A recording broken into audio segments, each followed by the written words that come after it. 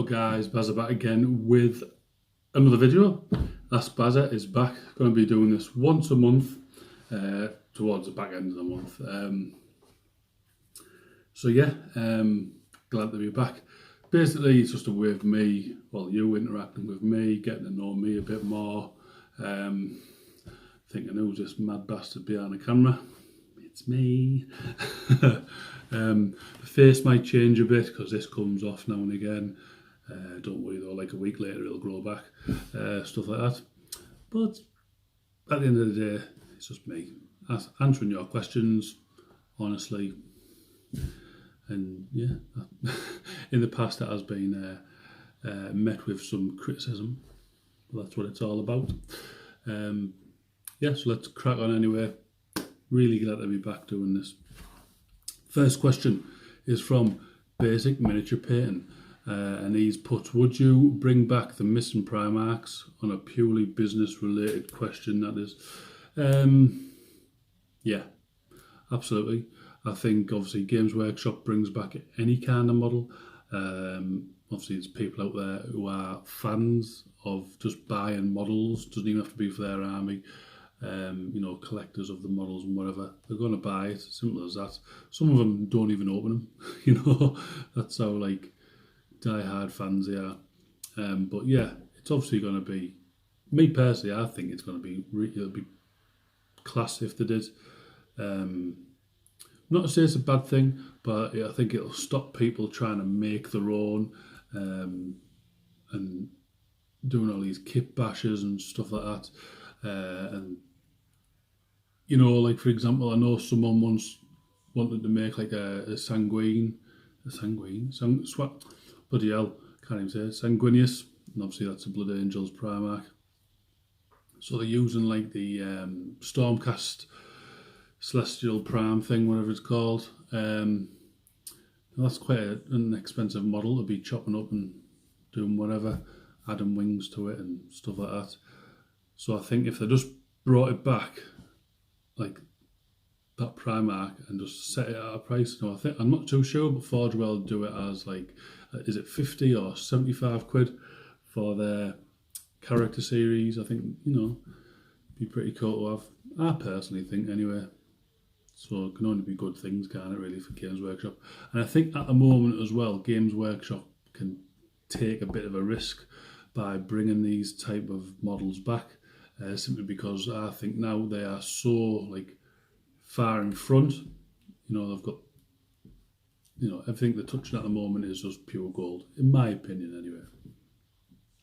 Thanks for your question, matey. Next question is from Love Minis, and he's put, are the new knights worth the money? So I don't actually own an Imperial Knight, but a lad at my local Games Workshop Middlesbrough has every night going. Forge World, you name it, he's got every night going. He's got a massive Warlord Titan, which is in the window. It's just unreal, absolutely unreal. But I think, and this goes for not just Imperial Knights, every model that Games Workshop do, I think is the right price. Yeah, you could, we all go, I wish it was a bit cheaper to do this hobby. I personally don't. And the reason is, I'm probably going off on a tangent here, but the reason is, for me, I like to save up, or, I do commissions. So part of that money goes towards my hobby. So I can indulge myself, I suppose. The rest of it goes on, bills and whatever. I give a little bit of life. But yeah, I like to save up for things, and I have a lot more respect for what I've bought. I won't just go, oh yeah, I've bought this, let's just chop it up and do whatever, you know what I mean? Not to say that other people obviously don't, but that's just how I think. I like this. So to say is stuff worth the money? Yes, it is. If they knock the prices up a bit more, would I stop it? No, I wouldn't. I'd just save a bit more. Simple as that. Obviously, people are in that position where they can just buy stuff there and then. Smashing. People obviously are in that position where they can't, hence saving. But yeah, for the armigers as well, if you're on about them ones, I think they are class. I've got the Forge Bane box set, the Skitari half, where you get the two armigers. And I think, I'm not too sure, but are they £38 for the box? Now, if you think about if you're buying the Forge Bane box, that's £95, £76 if you buy it from Goblin Gaming. So you're saving loads and loads of money by buying like box sets if you can get a particular model in it. Yeah, it's all cool, isn't it? So thanks for your question. I hope that kind of answers it. Brush for Hire UK. Now I've only just noticed the UK bit. I don't know if that's new or old or whatever, but Brush for Hire anyway. He's put, with the release of Age of Sigmar 2, will you be getting a new army ready for it? So which armies interest you? I'm not getting it ready as in I'm going to build this army for the release of Age of Sigmar 2, because as you know from my last video, I unboxed Soul Wars, and when I say unboxed / review, it was the cheesiest one going. Just my personal opinion on the box set, very slapdash, but I think it got the point across. So for me, I'm going to be doing Stormcast. Now obviously in the Soul Wars box you get Stormcast and the Nighthaunts. I'm going to be painting the Nighthaunts up, but I'm not going to be focusing on them really. It's more the Stormcast side, and I've got to take it back to 40k. When I very first started 40k, and I think for many people, they were introduced to the hobby via Space Marines. And for me, Age of Sigmar and Stormcast is the same thing. So I'm getting introduced to the Age of Sigmar via Stormcast, which is basically just Space Marines for the old world thing, whatever it is. Which they've got a really cool backstory as well, which is pretty cool.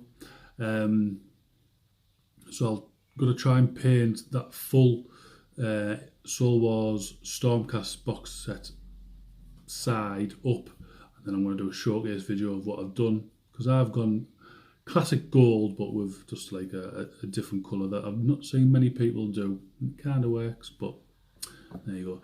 And if you've got me on Instagram, Underdog Painting on Instagram, you might have seen like a sneaky peek at it, but there you go. But yeah, Stormcast interests me. Orcs interest me. Apparently now you've got to call them Uroks.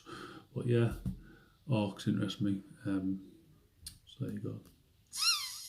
Thanks for your question. Brush for Hire. Last but no means least is Nick Idikbeer, 40k, and he's put, will be good to see you back. I am back, mate, thank you. He's put, do you think Necrons should have had a better release than they did? Absolutely, mate. I think a lot of people play Necrons now, and I think Necrons are starting to become like a figurehead of 40k. I personally think, anyway, they're getting up there with Space Marines. Obviously, Space Marines are like way up here.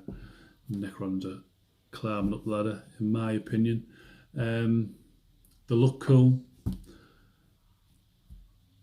For me personally, what I'd like to see Necrons do, or have done to them, sorry, is posable warriors, instead of, we're just stood there holding our gun, or stood there holding, pointing it at you.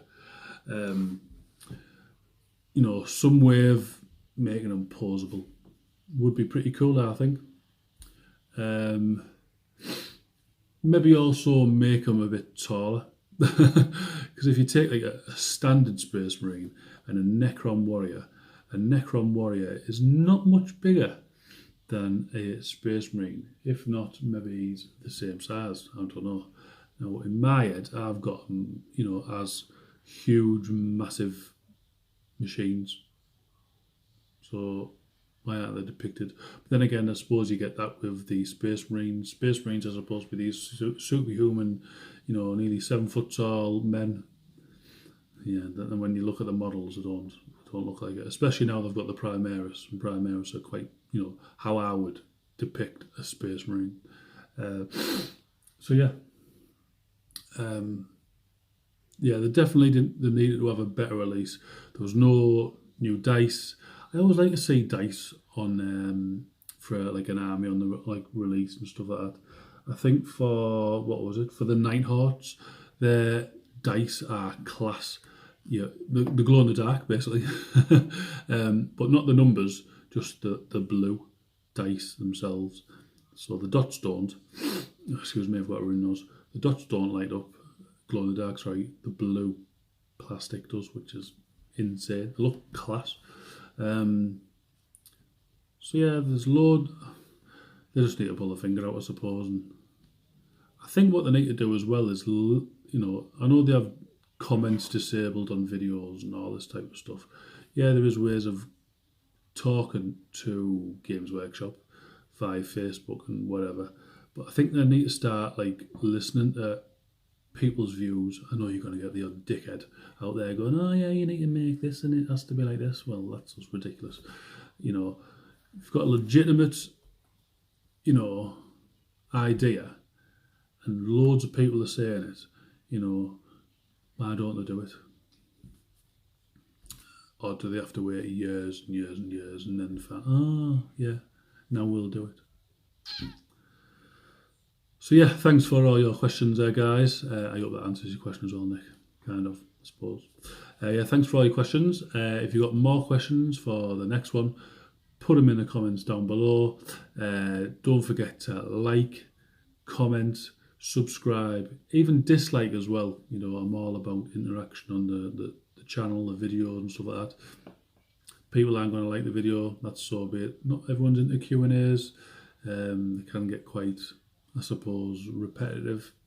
People forget, not sure what to ask. But for me, ask anything, I'll answer it, you know what I mean? Just be prepared for the answers. And I've also got like a mini goal. For this year, I want to get 1,000 subscribers. I'm on 660 at the moment, so if you could, guys, spread the word. Tell your mum, dad, sister, brother, aunties, uncles, granddad, dog, tell the mailman, all that type of stuff. To go and subscribe to me would mean a lot if I can get to 1,000 subscribers. Been doing the channel for a long time now, and it's quite weird that I'm like one of the old school people. Sounds weird, but yeah, there we go. Right, guys, I'll see you all later. Don't forget, subscribe.